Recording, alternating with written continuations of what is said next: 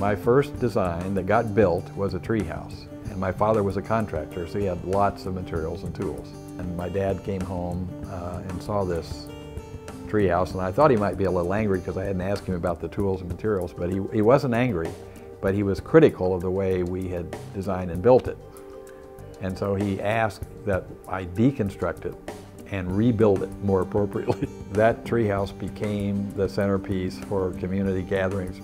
BNIM was really started 40 years ago by 4 guys that wanted to make the world a better place and do that by making Kansas City a better place. We are part of the community, and we didn't set out to do that as a marketing technique or because we thought we ought to.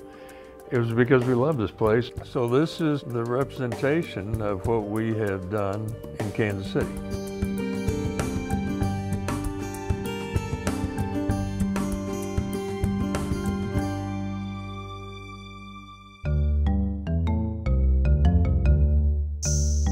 I think BNIM is about redefining design.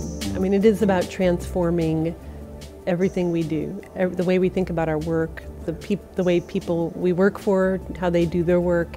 It's about transformation, and for me, that's hopeful. We really look to find solutions that balance the people and the planet and prosperity. It's kind of that triple bottom line thinking that really is the foundation of our work.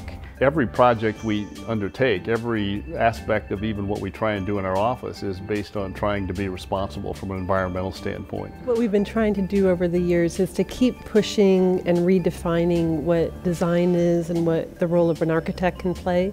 You know, move from being intuitive, almost primarily intuitive, to using scientific tools to both predict how a building's going to perform, but also to predict how it's going to feel. We're getting into the complexity of how really interconnected everything is. Being in a green building, there's higher human health and productivity, less absenteeism, and so there are real benefits, and I think the public is beginning to understand that. We have learned that designing a school like the one we did in Greensburg increases scores with the same faculty and students 15 to 17%. So Greensburg was a community that really rededicated itself to its youth. It was a small town that had been losing population for the last 50 years. And the superintendent told me, he said, you said exactly what we wanted to hear. We want to do something different, we want to do something special, and we want to redefine the future of Greensburg, Kansas. And if you can just think about the learning opportunities in that high-performance green school as they walk up that off-the-grid streetscape and are interacting with both the local small-town economy and these green, high-end, low-tech interventions, improvements. What a great place to grow up, and what a great place to get an education. When I see people interacting with an environment that improves their sense of the environment, of themselves, I can't help but smile. It's an incredibly thought-provoking place. Creating a culture and a climate where people want to come to work. Everyone here sees the power in collaborative team approaches. And to actually design the first building that achieved both LEED Platinum and the Living Building Challenge was an important attainment for the firm. Basically, think of it as a sewage treatment facility, only it's a biological wastewater treatment facility, so think greenhouse that treats sewage. And it is the first sewage treatment plant in America that's been claimed by a yoga class as the venue for their classes. It's just beautiful. It's full of light, full of healthy plants, that's purifying all the wastewater from more than 150 buildings and returning clean water to the aquifer. And understanding the natural systems that were there before any built systems and layering that information on top of what we know and help build places that work where they are. Science is helping us, technology is helping us, and as near as we can tell, the remaining barrier primarily is what's between our ears.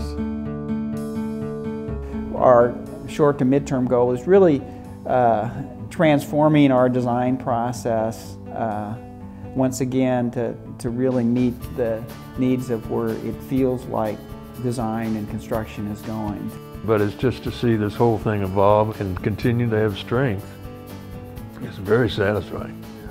The architectural profession has been commendable in their leadership and risk-taking, and yet I see the rest of the society as not being willing to to be honest about what's out there and where we are and how we fit in the world. Those of us that are looking at the large pattern science are feeling a real sense of urgency about changing the way we design, build, and operate American cities, because the rest of the world is rushing to imitate our model, and arguably it's the most broken model on the planet. So it's kind of important that we create a model that's worthy of replication, that is regenerative, that creates a healthier environment for the residents and for the planet. We just have to look more carefully at nature rather than the Industrial Revolution as a source of inspiration for how we design and build buildings.